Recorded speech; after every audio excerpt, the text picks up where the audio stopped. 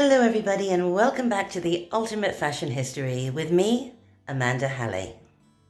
I don't often do book reviews here on the Ultimate Fashion History, but I feel that Andre Leon Talley's new memoir, The Chiffon Trenches, is not only an important book in terms of fashion, but an essential one in terms of understanding the systemic racism that has led to the recent, unfathomable, and tragic loss of life. And so I want to talk about it. And advertising revenue from this episode will be donated to BLM causes. And just to remind you, I don't do comments here, so head over to our Facebook group.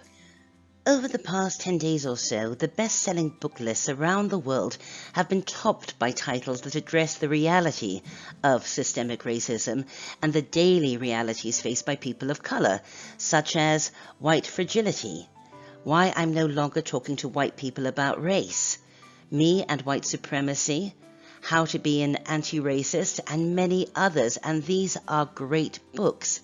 Yet, although it's being talked about in terms of a fashion book, the book that I genuinely believe should be grouped with these books is The Chiffon Trenches by Andre Leon Talley, which came out in May, and I think it's the right book to talk about here, as it is set in the world of fashion, and this is a fashion history channel.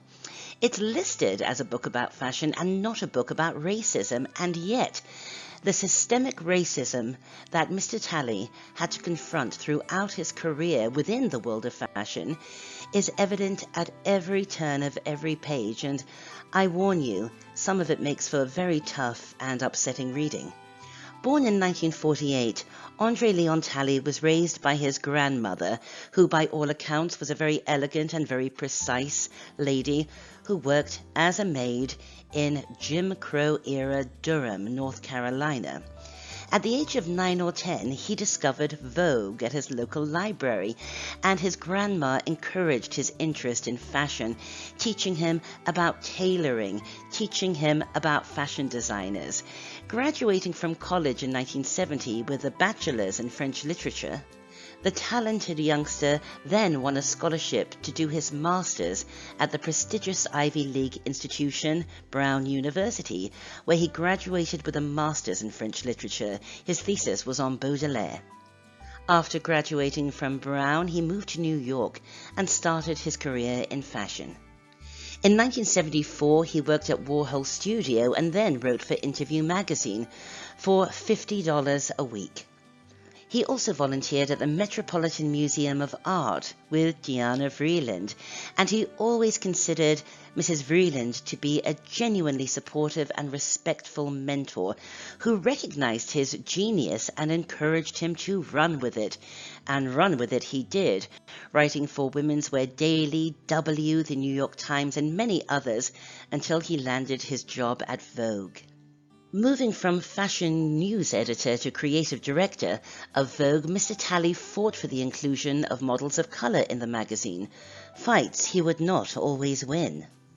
Although he did win with his famous layout for Vanity Fair in 1996, when he recast Gone with the Wind with Naomi Campbell as Scarlett O'Hara in a Lagerfeld wardrobe, and inverted not only racial stereotypes but gender stereotypes. It was a very important editorial as it forced readers to confront their own ingrained ideas on race and gender. Mr. Talley formed a very close personal friendship with Vogue editor Anna Wintour, a friendship he believed to be strong, and yet it was a friendship that recently turned very sour due to her treatment of him. The Chiffon Trenches is rich in discussion of creativity, and Mr. Talley isn't shy of celebrating the good times and the love of his friends. If you know how he speaks, the book reads exactly like he's talking. It's absolutely engaging. Yet throughout the book, the racism that this man encountered on a daily basis, even at the height of his career, when he was not only the most important African-American man in American fashion, but arguably the most important man in fashion publishing, is deeply shocking and upsetting. Yes, Mr. Talley's thoughts, work, ideas, and opinions were sought after and respected, but he wasn't always respected. So, although The Chiffon Trenches didn't set out to be a book about racism and white privilege, it can't help but be a book about racism and white privilege because it tells the story of a black man in a white industry. And even when this man reached the absolute highest realms of his profession, he was still treated differently to a white man of a similar status. And I also think the book's important because there tends to be the idea that the fashion world is somehow free of racism and free of homophobia, and it's simply not the case. With all of this in mind, I really feel that The Chiffon Trenches should be included in the list of books to read to truly understand the realities of systemic racism because, without even setting out to, it shows that no matter how successful a person of color is, success in no way eradicates the concept of otherness that so many white people can't seem to get over. Anyway, I heartily recommend it. And before I sign off, just to let you know that there is a wonderful documentary on Mr. Talley. It's called The Gospel According to Andre, and I think you can stream it on YouTube. It's so inspiring as to us fashion peeps. Anyway, I'll be back very soon with more on the Ultimate Fashion History. Until then, have a nice week, and thanks for watching. Bye for now.